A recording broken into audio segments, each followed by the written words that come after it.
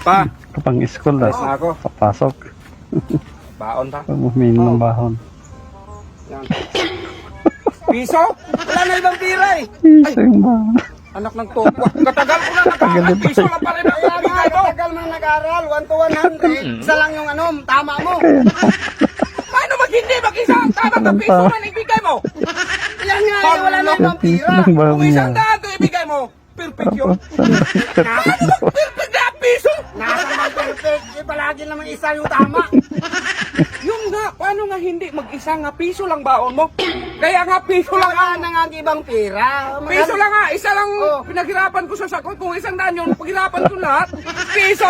Ano ka? Sos! Ilang taon na ako sa grade 2! Piso pa rin ang nalaman mo! Kaya nga, ipagbutihin mo ang pag-aaral mo doon. Paano magbuti-buti yan? Magbuti-buti kanyang piso?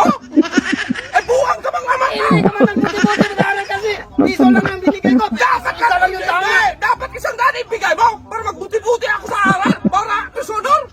Paano magpisonor yan? Parati ako magpisonor sa bagsakit. Hindi magsilbi. Ano hindi masin? Puro na Kaya lang nga yan. yan.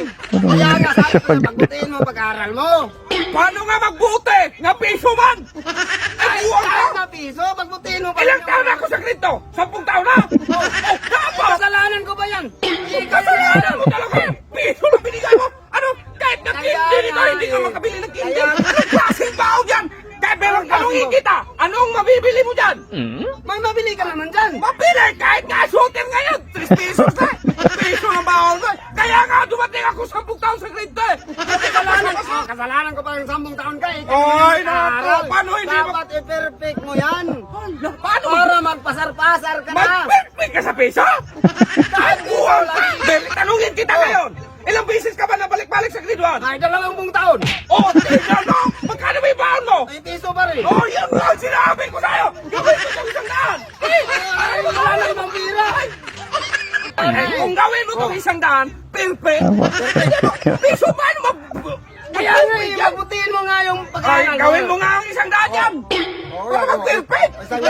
Para Ginawa perfect ha. 100 talaga. Perfect mo yung exam mo ngayon. Pag hindi na perfect, huwag mo na akong tawagin papa ha.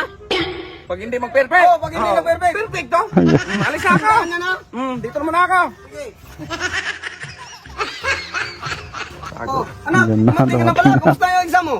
Buti naman, Ang bakit nag-abroad ka sa akin? Oh, sabi mo, hindi ka tawagin papa kapag hindi pumasa eh. Hindi ka na ba? Hindi ka na ba nakakabasa? Ngayon, first time pa nga lang nakabaho ng 100, basa ka agad? Bukas na lang!